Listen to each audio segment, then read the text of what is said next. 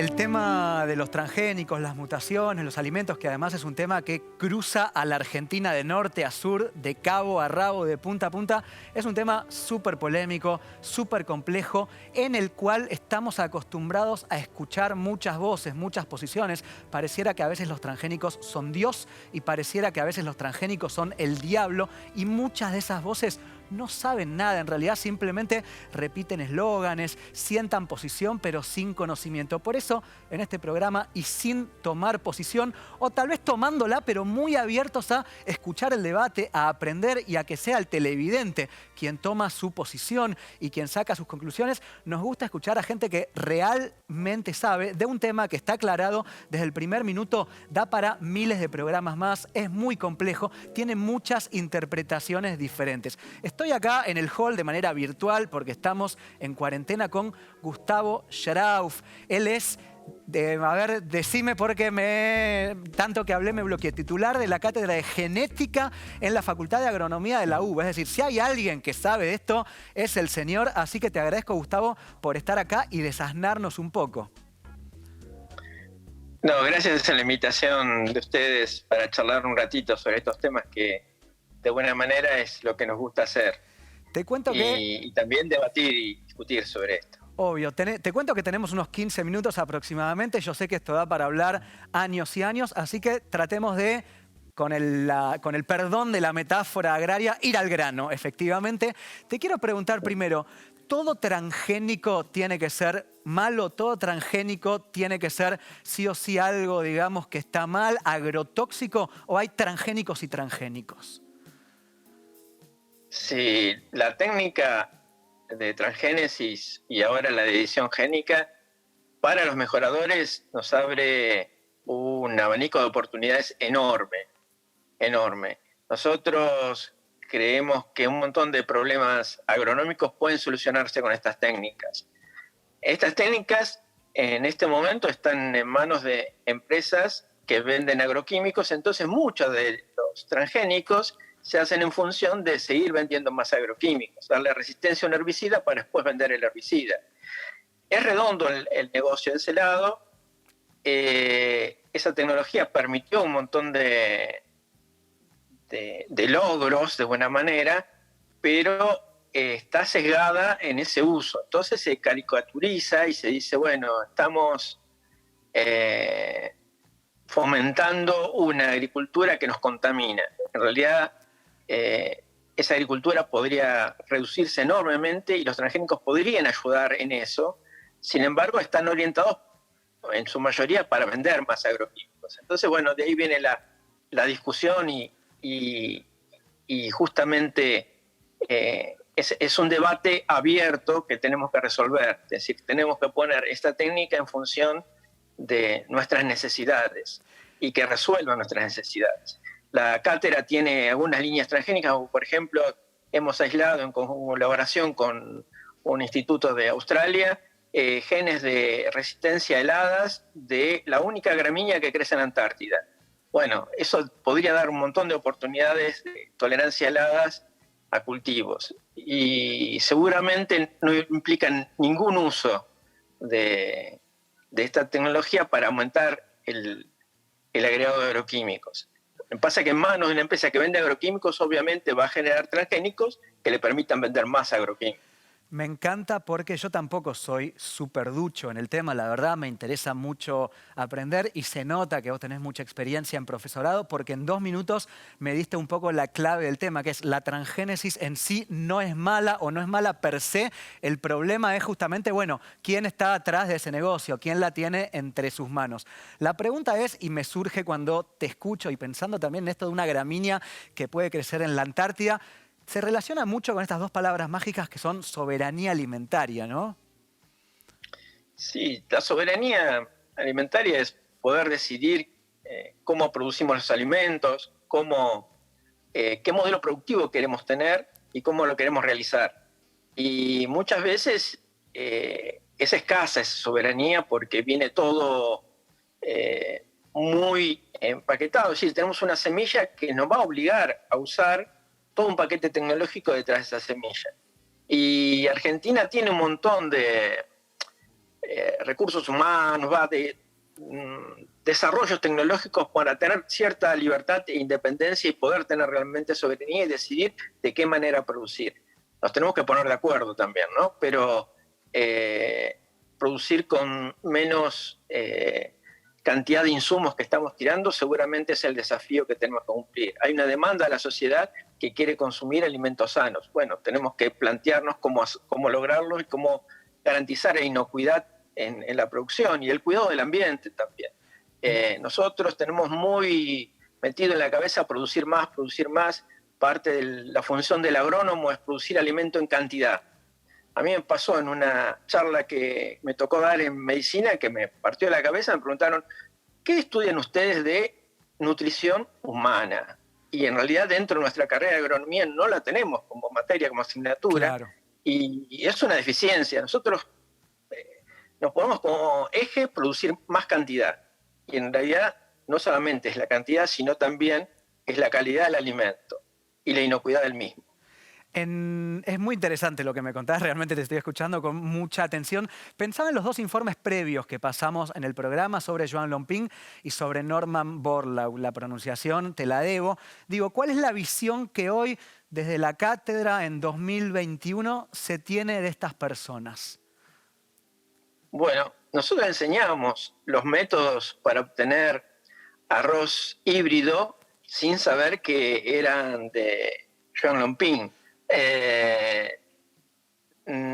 Cuando falleció, yo me dediqué a leer su biografía y a leer algunos papers, alguna entrevista, algún trabajo, y me di cuenta que mucho de lo que enseñamos viene de él y no lo sabíamos.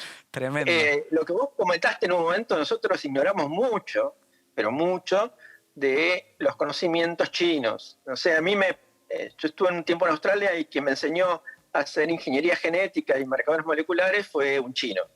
Y me contaba cosas de China y me asombraban realmente. Desconocemos muchísimo, muchísimo. Ahora, digamos, como esa tecnología fue transferida a Estados Unidos en el 70 y algo, 79, ya la tomamos como que era una tecnología desarrollada por Estados Unidos y no era una tecnología china. Claro, como muchas cosas. Sí, realmente China se apropió un montón de cosas y después las desarrolló, pero en este caso el arroz híbrido fue un desarrollo propio de ellos y algunas líneas muy interesantes de lograr que, digamos, el problema de un híbrido es que uno tiene que cruzar materiales en gran escala y eso es muy costoso, no se puede hacer plantita por plantita, Claro. el arroz se autofecunda, así que tenemos que lograr que una planta sea hembra y no produzca polen. Bueno, esas ideas las desarrolló Joan Lomping con mucha creatividad, ¿no? No solamente buscando materiales exóticos y que fueran endroestériles, sino también después que tengan una respuesta a altas temperaturas y ahí no producían polen, por lo tanto todo se cruzaba con la planta que sí producía polen, y bueno, logró híbridos muy interesantes y aumentos de rendimiento con eso. Muchas veces uno no esperaba en un arroz esos aumentos porque es una planta que se autofecunda, pero logró grandes avances y creo que todavía tenemos un desafío que es cómo explicar por qué ocurren esos avances, esos aumentos de rendimiento. Y algo que leí, que también pensé que era una idea más casi nuestra, algunos investigadores argentinos quieren en ese híbrido fijarlo a través de una característica que se llama apomixis, es decir, que la planta produzca semillas iguales a la planta madre, como clonadas, semillas clonadas.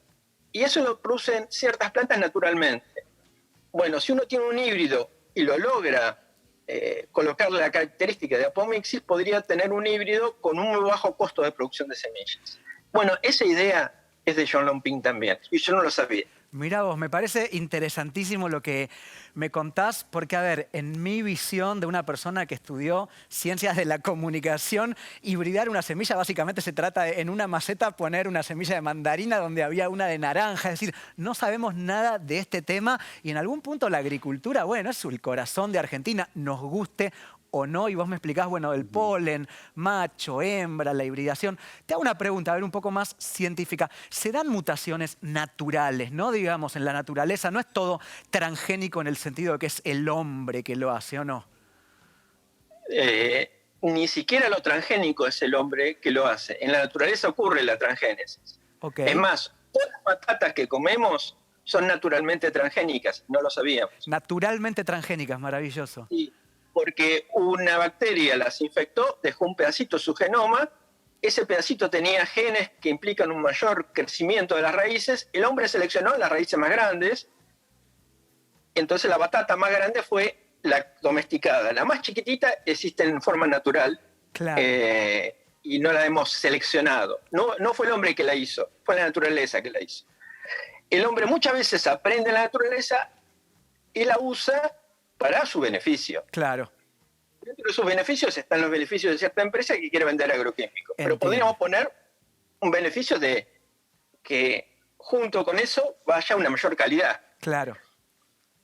De hecho, un biólogo muy reconocido, que es Igor Potricus, intentó desarrollar un arroz con más vitamina, con digamos, más propiedades nutricionales. Y se encontró, cuando lo quiso desarrollar, él fue el primero que transformó arroz en el mundo. Hizo un arroz transgénico en el mundo, fue Igor Potricus. Pero sin embargo, cuando quiso desarrollar esa idea, pensando en el sudoeste asiático, en problemas de ceguera, bueno, problemas de falta, problemas nutricionales, se dio cuenta que había 20 patentes que le impedían desarrollar ese arroz. Y parte del problema es ese también. Hay un montón de patentes que en realidad, más que reconocimiento de la innovación, es dominar el mercado. Entiendo. No ponemos la ciencia adelante, sino ponemos capturar el mercado adelante. Claro. A raíz de esto que me decís, te hago la última pregunta y creo que es un poco el corazón de todo, lo más importante. Vos me hablabas de que hay un modelo justamente que mira al mercado, que Argentina compra una semilla, pero que al comprar una semilla ya viene atrás todo el paquete de agrotóxico, etcétera, y que hay que cambiar eso, poner a la ciencia en algún punto mirando a la gente y no al mercado. ¿Cómo se logra eso? Bueno, Argentina tiene capacidades para tener cierta independencia y poder producir su propia tecnología. Tenemos que ponernos de acuerdo cuál es la tecnología que queremos desarrollar y llevarla adelante. Es en estos momentos una transición, porque la gran parte, la mayoría de las semillas que usamos provienen de 2 o 3 empresas en el mundo. Si queremos tener un propio desarrollo, bueno, tenemos que invertir en eso, pero tenemos la capacidad de poder hacerlo. Y eso es un lindo desafío que un montón de mejoradores en Argentina quieren llevar adelante. Así que me parece que es lograble, no es una cosa imposible. O sea que es una decisión puramente política. Sí. Está muy bien, bueno, ese sí lacónico como para que quede clarísimo. Gustavo, te agradezco muchísimo por la clase. Yo me quedaría horas charlando, no solo de la política y el agro, sino también de que me expliques, bueno, cómo es que se genera un híbrido, en fin. Me parece que, como siempre digo, lo que dijiste me sirve a mí y nos sirve a todos los que te estamos escuchando como disparador para seguir averiguando. Me quedo con esto que contaste, naturalmente transgénico, que hasta hoy yo pensaba que era un oxímoron y ahora me voy a poner a investigar un poquito más. Así que bueno, nada, muchísimas gracias por la lección y por la cátedra. No, gracias a ustedes por la invitación y un lindo programa. Lo voy a clavar todos los sábados. Bueno, muchas gracias. Un honor. Bueno, muy bien, llegamos al final de esta segunda cátedra que tuvimos. Lo vuelvo a repetir, en este programa escuchamos a gente que realmente sabe.